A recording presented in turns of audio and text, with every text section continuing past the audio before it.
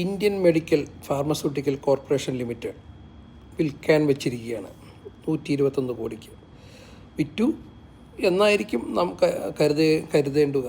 കാരണം സൺ ഫാർമസ്യൂട്ടിക്കലാണത് വാങ്ങാനുള്ള നീക്കങ്ങൾ നടത്തുന്നത്. ഇവിടെ എന്താണ് ഇത് ആക്ച്വലി നമ്മുടെ ഫാർമസ്യൂട്ടിക്കൽ കോമ്പറ്റീഷൻ, അതായത് ഗവൺമെൻറ് ഓൺഡ് കമ്പനിയാണ്, ലാഭം തരുന്ന കമ്പനിയാണ്. ഇത് വിൽക്കേണ്ട ആവശ്യം എന്താണ്? അപ്പോൾ വിൽക്കേണ്ട ആവശ്യം മോഡിക്കായിരിക്കുമല്ലോ.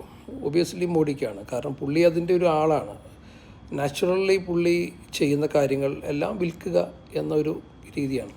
പ്രൈവറ്റ് പാർട്ടിക്ക് കൊടുക്കുക, എന്നിട്ട് ജനങ്ങളുടെ കയ്യിൽ നിന്ന് കൂടുതൽ പൈസ മേടിച്ച് പിഴിയുക, പാർട്ടി ഫണ്ട് ഉണ്ടാക്കുക. ഇതൊക്കെയാണ് പുള്ളി ചെയ്തുകൊണ്ടിരിക്കുന്ന കാര്യങ്ങൾ. അത് ജനങ്ങൾക്ക് എങ്ങനെ ഗുണകരമാകും എന്നുള്ളത് നമുക്കറിയില്ല. കൂടുതൽ പൈസ കൊടുത്ത് മേടിക്കുന്നത് ഗുണകരമാണോ? നമ്മളിപ്പോൾ പെട്രോളും ഡീസലും പലിശയും ബാങ്ക് ലോണൊക്കെ എടുക്കുമ്പോൾ പലിശയും എല്ലാം നമ്മൾ കൂടുതൽ കൊടുത്തുകൊണ്ടിരിക്കുകയാണ്. അപ്പോൾ അദാനിയെ വലിയ ആളാക്കാൻ വേണ്ടി, അംബാനിയെ വലിയ ആളാക്കാൻ വേണ്ടി, അല്ലെങ്കിൽ ഈ ലീഡിങ് കോർപ്പറേറ്റ്സുകളെ വലിയ ആളുകളാക്കാൻ അവരുടെ കയ്യിൽ നിന്ന് ഫണ്ട് സ്വീകരിക്കാൻ വേണ്ടി BJP ചെയ്യുന്ന തന്ത്രങ്ങൾ, പ്രൈവറ്റൈസേഷൻ, അതിന് ജനങ്ങളുടെ നന്മയ്ക്കുമായിട്ട് യാതൊരു ബന്ധവുമില്ല. ജനങ്ങളെ ബുദ്ധിമുട്ടിക്കുന്ന, ജനങ്ങളെ കഷ്ടപ്പെടുത്തുന്ന, ജനങ്ങളോട് നീതി പുലർത്താത്ത ഭരണമാണ്. അപ്പോൾ അതുകൊണ്ട് ഇതൊക്കെ സംഭവിച്ചുകൊണ്ടിരിക്കുകയാണ്. ഇനി ജനങ്ങളാണ് തീരുമാനിക്കേണ്ടത്. പിന്നെ നിങ്ങൾ ഈ ജാതിയുടെയും മതത്തിൻ്റെയൊക്കെ പേരിൽ ഇങ്ങേർക്ക് വോട്ട് ചെയ്താൽ ഇവിടെ നിങ്ങൾക്ക് ഒരു സ്വർഗരാജ്യവും ലഭിക്കാൻ പോകുന്നില്ല. അത് ആദ്യം മനസ്സിലാക്കുക. ഈ ജാതി മതം എന്ന് പറയുന്നത്, ഒന്ന് ജീവനുള്ള ദൈവത്തെ ആരാധിക്കാൻ നമുക്ക് കഴിയണം.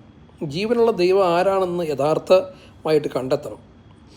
അത് ഒരു മനുഷ്യൻ്റെ ജീവിതത്തിൽ അവൻ ചെയ്യേണ്ട കാര്യമാണ്. ആരാണ് ജീവനുള്ള ദൈവം? ആരെയാണ് നാം പൂജിക്കുന്നത്? ആരെയാണ് നാം ആരാധിക്കുന്നത്? ആരാണ് നമ്മുടെ പാപങ്ങൾക്ക് പരിഹാരം തന്നത്? ഈ നിലപാടിലേക്ക് നാം എത്തിയില്ലെങ്കിൽ നാം മറ്റുള്ള ആളുകളുടെ പ്രൊപ്പഗണ്ടയ്ക്ക് അനുസരിച്ച് ജീവിക്കും. നിൻ്റെ ഇഷ്ടം കൊണ്ടല്ല ഒരു വീട്ടിൽ ജനിക്കുന്നത്. നിന്നെ ദൈവം അവിടെ ജനിപ്പിച്ചത് അതിനൊരു ഉദ്ദേശമുണ്ട്. ആ ഉദ്ദേശം നീ മനസ്സിലാക്കണം. ആ മനസ്സിലാക്കണമെങ്കിൽ നീ ഇറങ്ങി പ്രവർത്തിക്കണം, നീ ഇറങ്ങി പരിശോധിക്കണം, ഇറങ്ങി അന്വേഷിക്കണം. എന്നാൽ മാത്രമേ ഇത് കണ്ടെത്താൻ പറ്റുള്ളൂ. നീ ഇന്നതിലേക്ക് പോകണം, ഇന്നതിലേക്ക് വരണമെന്ന് ഞാൻ പറയില്ല. പക്ഷേ ഒരുത്തൻ്റെ അടിമയായി ജീവിക്കണേക്കാൾ നല്ലത് നമ്മളെ തന്നെ ഒന്ന് കണ്ടെത്താൻ ശ്രമിക്കുന്നതാണ്. നമ്മൾ ഈ കാണുന്നത് കേൾക്കുന്നതാണോ ശരി, അതെയോ മറ്റേതെങ്കിലും ആണോ ശരി? അത് നിങ്ങൾക്ക് മനസ്സിലാക്കാൻ കഴിയട്ടെ. നമ്മളെ നശിപ്പിച്ചു കൊണ്ടിരിക്കുന്ന ഈ രാജ്യത്ത് നമുക്ക് നിലനിൽക്കണമെങ്കിൽ ദൈവത്തെയെങ്കിലും നാം കണ്ടെത്തണം. ഇത്രയേ ഞാൻ പറയുന്നുള്ളൂ.